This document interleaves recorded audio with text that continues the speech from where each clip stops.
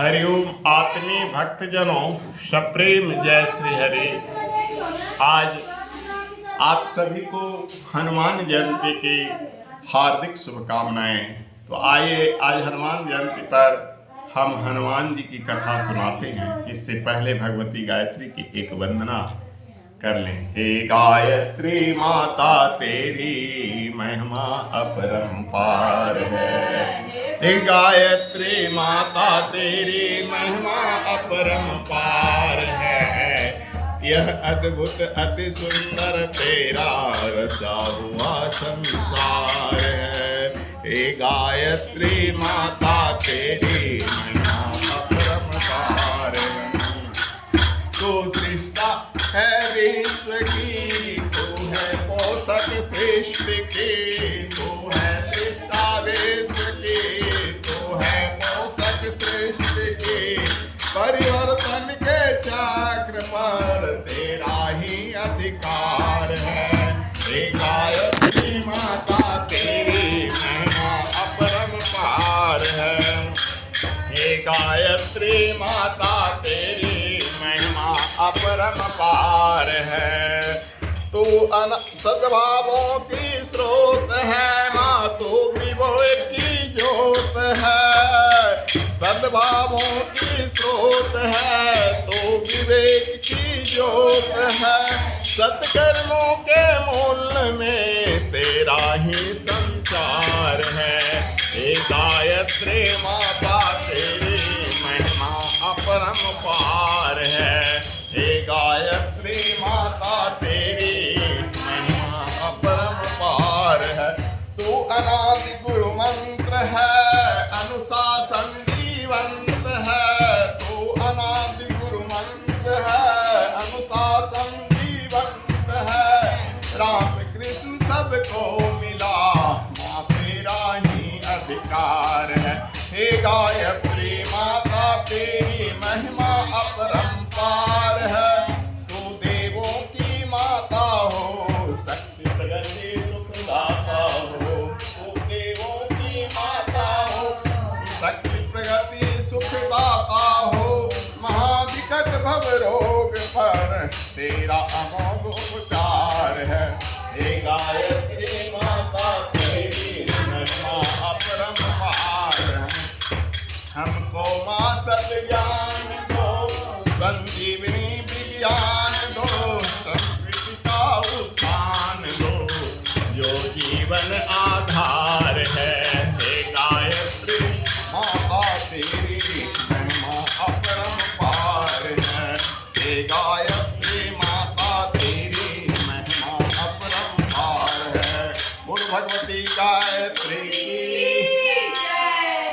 और इधर घुमाओ ऐसे देखो। श्रित कमला कुज मंडल, यहाँ पे ध्यान बजाओ। श्रित कमला कुज मंडल, घृत कुंडल कलित ललित वनमाल। जय जय देव हरे। दिन मणि मंडल मंदन भव खंडन, मुनिजन मानस हंस। जय जय देव हरे। आलिए विषधर गंगा रंजने, यद कुल नलिंदिने। जय जय देव हरे। मधुमुर नरक विनाशन करुणासन है, दुर्कुल कैल निदान। जय जय देव हरि। अमल कमल दल लोचन भव मोचन है, त्रिभुवन भवन निदान। जय जय देव हरे। जनक सुभाषित भूषण जित दूषण है, समर समित दस कंठ। जय जय देव हरे। अभिनव जलधर सुंदर कृत मंदर है, श्रीमुख चंद्र चकोर। जय जय देव हरे। तब चरणी प्रणतांबर भाव है, गुरु कुशलम धनते तो। जय जय देव हरे। जय देवक वेद मुदित मुदम कुरुते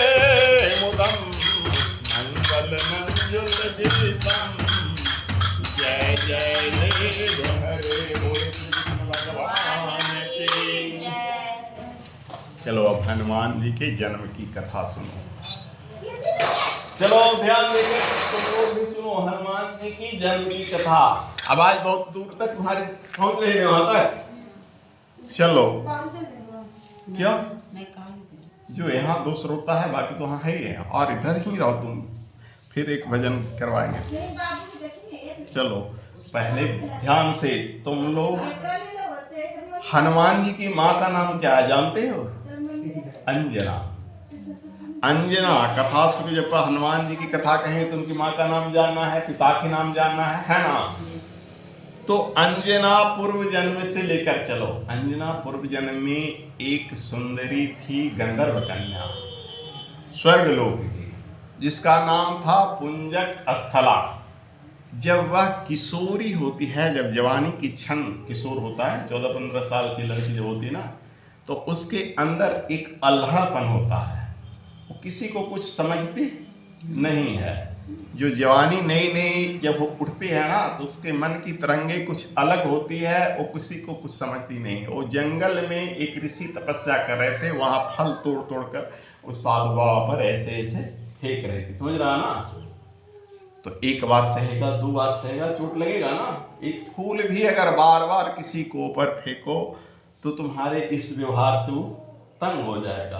हाँ, फूल से स्वागत करना एक अलग बात है, लेकिन किसी को चिढ़ाने के लिए फेंकना एक अलग बात है। तो पुंजक स्थला, उस साधु बाबा जो आंख मूंदकर एक ऐसे तपस्या में लीन थे, फल तोड़ तोड़ कर फेंक रही थी। तो साधु बाबा का आंख खुला, ध्यान टूटा, देखते हैं एक छोटी सी लड़की है, मासूम सी लड़की है, लेकिन गुस्सा तो आ ही गया। तो साधु का श्राप, संत का श्राप, ब्राह्मण का श्राप बहुत खतरनाक होता है। उसने कहा, ऐ कन्या, तुम बानर जैसी कर रही हो तो बानर हो जा। समझ गया ना? अब तो श्राप से सारी दुनिया डरता था, बड़े बड़े राजा महाराजा डरते थे। सो लड़की बाबा के चरणों पर गिरकर खाने लगी, बोली, बाबा आप जानते थे कि श्राप पड़ गया तो हम बानर हो जाएंगे। तो बाबा ऐसा मत करो, हम इंद्र के लोक की अप्सरा हैं, हमारी सुंदरता पर वहाँ लोग मुग्ध रहते हैं, नाचते हैं, गाते हैं, और बानर हो जाएंगे तो नाचे गाएंगे। ऐसा मत करो बाबा। बाबा को दया लगा, बोले, बाबा मैं छोटी बच्ची, मैं तो गलती किया, आप तो बड़े बुजुर्ग थे, आप ऐसा क्यों किया? तो कहे ठीक है, जाओ, तो दिन में औरत हो जाओगी, रात में बानर हो जाओगी। इतना वो दिन में नारी हो जाती थी और रात में बानरी हो जाती थी। तो दिन में इंद्र का सभा होता है, इंद्र की सभा में वो नाच रही थी, गा रही थी। उसका मन अनमना था कि दिन में तो हम सुंदर लग रहे हैं, लेकिन रात में हम बंदर लगेंगे। तो दिन में हम इतनी सुंदर हैं, लेकिन रात में बंदर हो जाएंगे। वो गा रही थी। गाने में क्या होता है, जब तुम अभिभजन गाया तो गाने में क्या होता है, ध्यान इधर उधर नहीं भंग होता है। लेकिन यदि किसी को कोई कष्ट हो तो गाने में ध्यान भंग होता है। तो गा रही थी और भंग हो रही थी। तो इंद्र राजा जो होता है, सुंदर सुंदर अप्सराओं को क्यों नचाता है? अप्सरा जिसे देखते हो गांव में नाचने के लिए बुलाता है कोई पूजा पाठ पर, तो क्यों नचाता है? मनोरंजन के लिए, मन को रमाने के लिए।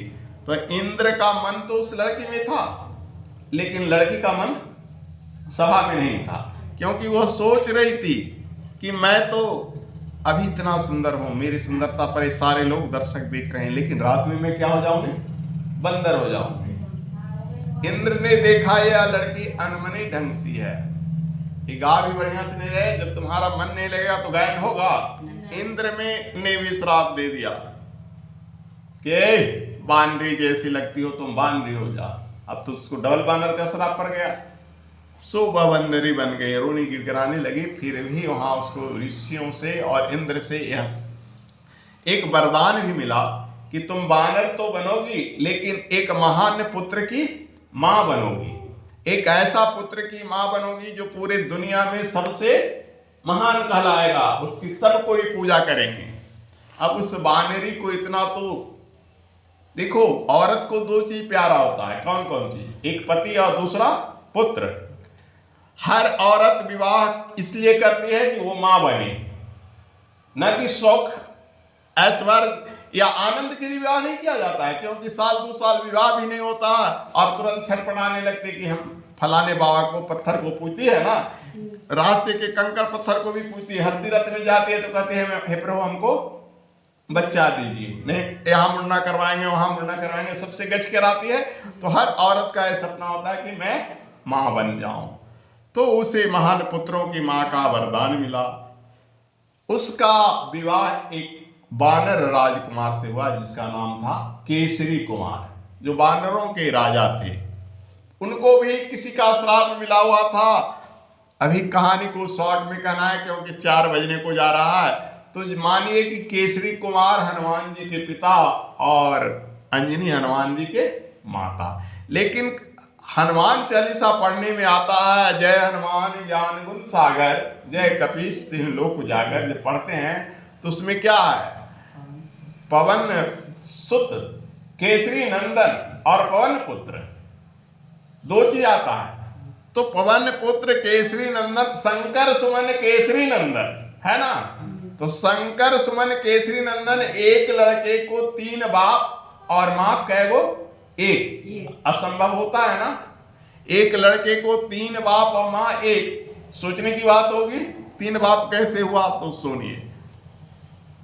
पवन पुत्र नाम हनुमान जी का है। पवन के भी बेटे हैं, केसरी कुमार के भी बेटे हैं और शंकर जी के बेटे हैं। यहां तक कहा जाता है कि शंकर जी के 11वीं अवतार है। तो कहा जाता है जैसे परसों यहां आंधी तूफान आई ना, सब कुछ उड़ा कर ले गई, वैसे ही शंकर जी पार्वती जी के साथ क्रीड़ा मग्न थे। क्रीड़ा पति पत्नी का जो क्रीड़ा होता है ना, क्रीड़ा मग्न थे। उस वक्त शंकर जी का बिरज हवा के झोंकों में उड़ गया और उड़कर कहां पहुंच गया, हवा के द्वारा, जहां अंजनी तपस्या कर रही थी। किस लिए, बेटे को प्राप्ति के लिए। अंजनी तपस्या कर रही थी पुत्र की प्राप्ति के लिए। अभिषेक तपस्या किसकी कर रही थी, शंकर जी के। ओम नमः शिवाय, ओम नमः शिवाय। किस लिए कर रही थी, पुत्र की प्राप्ति के लिए कि हे प्रभु हमें एक तेजस्वी पुत्र दें, एक महान पुत्र दें। तो हनुमान जी का जो, शिव जी का जो तेज था, बिरज का एक नाम तेज है, तो उस तेज को हवा के माध्यम से झोंके को उड़ाकर अंजनी के पास आया। और अंजनी की कई कहानी मिलती है कि गर्भ उसी बिरज के चले जाने से, कोई कहता है कान के माध्यम से, कोई कुछ। तो जो भी हो, स्त्रियां का जब भी बिरज जाता है तो योनि के माध्यम से जाता है। तो ऐसा भी हो सकता है कि हवा ने, लेखकों ने उसे ढक दिया हो, तो कान से जाएगा तो अंदर कैसे जाएगा। तो स्त्रियां जब भी तपस्या करती है या साधना करती है तो इस ढंग से, स्त्री हो या पुरुष, वस्त्र के माध्यम से उसके गर्भ में पहुंच गया। तो वो गर्भ रह गया किसका गर्भ, शिव जी का। लेकिन हवा के द्वारा उड़ा कर लाया गया, इसलिए एक पिता कौन हो गए, हवा। और उनके पति कौन थे, केसरी कुमार। तो तीसरा पिता कौन हो गए, केसरी कुमार। हनुमान जी में जो शक्ति है वो शंकर की शक्ति है और हवा की शक्ति है। हम हनुमान जी जो उड़ते हैं हवा के जैसा उड़ते हैं ना, तो उनमें वायु का वेग है, क्योंकि वो जो शंकर का जो तेज है, शंकर सुवन केसरी नंदन, तेज प्रताप महाजगवंदन। तो उनका तेज आया, अंजना के गर्भ में गया और हवा के माध्यम से आया, इसलिए उनमें हवा की भी शक्ति है और शंकर जी की भी शक्ति है।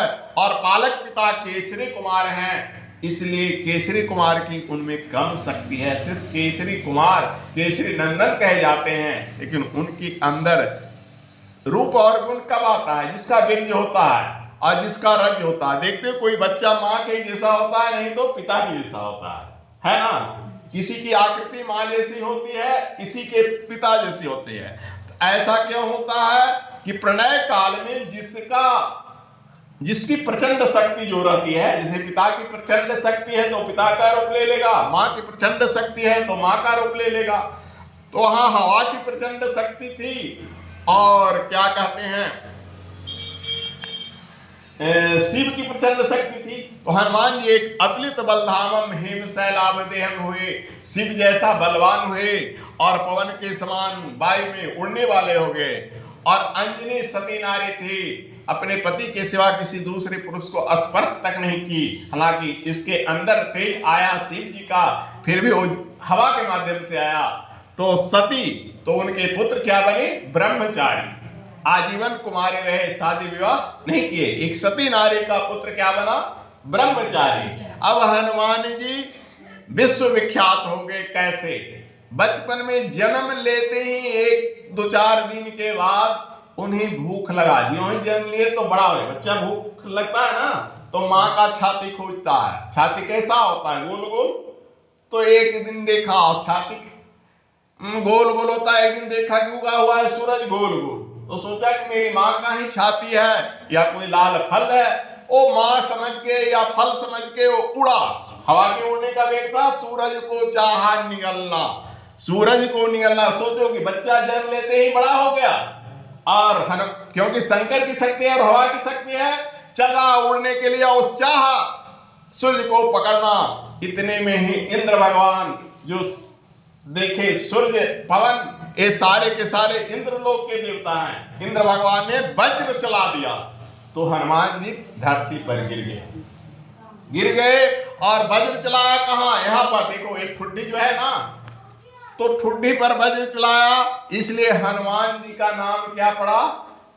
हनु। ठुड्डी को संस्कृत में हनु कहते हैं, तो इनका नाम पड़ गया क्या? हनुमान। और वज्र सा देह इंद्र जी, जब पवन, जो ही हनुमान जी गिरे मूर्छित हुए, तो इन पवन के पुत्र थे ना, पवन ने क्रोध में अपना गति रोक लिया। अब पवन ने जब गति रोक लिया तो पूरे संसार में क्या हो गया? त्राहि त्राहि मच गया। एक क्षण के लिए अगर हवा नहीं चले तो तुम ऑक्सीजन लोगे? कोई जिएगा? तो वैसा स्थिति आ गई, सबके सब मूर्छित होकर गिरने लगे। अब सब जाकर पवन से कहे, क्षमा मांगे कि हम आपके बेटे को जिंदा करते हैं, आप उन जल्द से जल्द हवा के वेग को दीजिए, रोकिए मत। तो जाके वो सूर्य भगवान उसको ज्ञान दिए, अपनी शक्ति दिए। सूर्य उनको जीवन भर पढ़ाने के लिए संकल्प किए, इसलिए सूर्य भगवान हनुमान जी के गुरु हैं। सारा शिक्षा दीक्षा ज्योतिष का सूर्य भगवान दिए हैं। एक गुरु उनके मतंग ऋषि भी हैं। मतंग ऋषि के आश्रम में हनुमान जी उत्पात करने लगे, कभी इधर कभी उधर कर देते थे, आसन तासन, फल फूल, लकड़ी उकड़ी। तो मतंग ऋषि उनको श्राप दे दिए। छोटे बच्चे से उत्पात होता है ना, बच्चा, छोटा बच्चा को देखो, इन लोग का बच्चा जब बड़ा थोड़ा सा होता है, इधर के सामान उधर फेंक देता है। तो हनुमान जी जाकर ऋषि के आश्रम में उधर मचाने लगे। कभी लकड़ी उधर जो हवन करने वाला होता फेंक दे, कभी किसी का कमंडल फेंक दे। ऋषि गुस्सा में श्राप दे दिए कि जाओ तुम, आप जो भी पढ़ाएं सब विद्या भूल जाओ। अब वो गुरु के चरण पकड़े तो गुरु जी बोले कि जब तुमको कोई याद दिलाएगा तो तुमको याद आएगा। इसलिए हनुमान जी अपना बल बुद्धि सब जब भूल गए, जामवंत जी जब लंका जाने लगे ना, तब बोले का चुप साधी रहे बलवाना, पवन तनय बल पवन समाना। हे हनुमान, तुम तो लंका में समुद्र पार करके जा सकते हो, क्यों?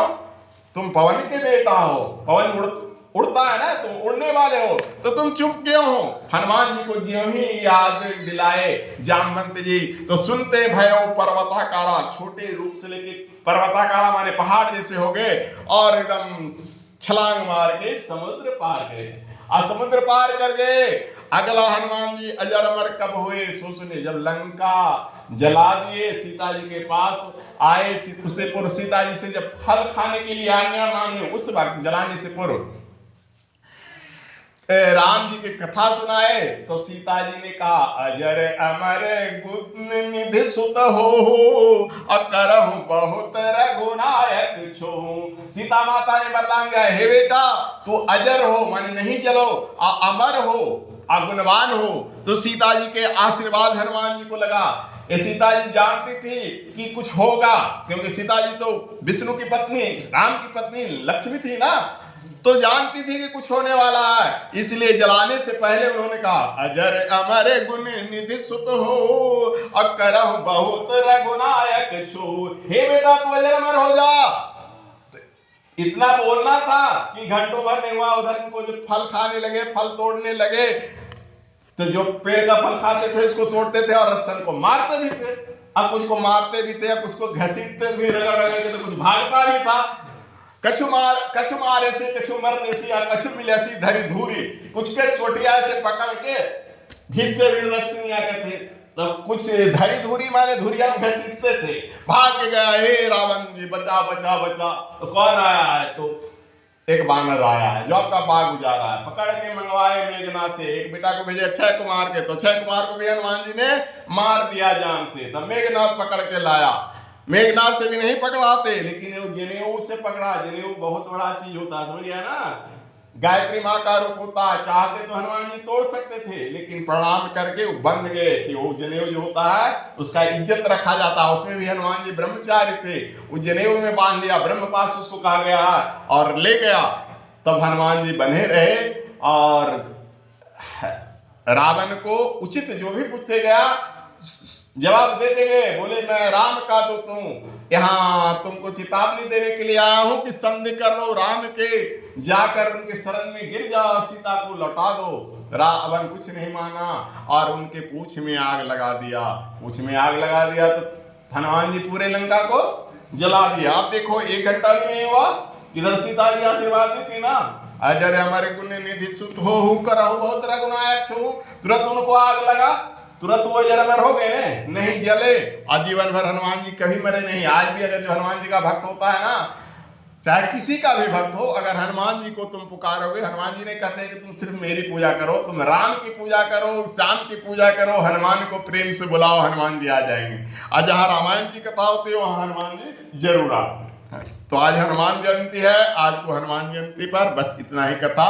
हनुमान जी मरे कभी नहीं, आज भी पूजनीय है। आज भी जो हनुमान जी को बुलाता है, जो उनको याद करता है, हनुमान जी आते। तो बोले बजरंग बली हनुमान की।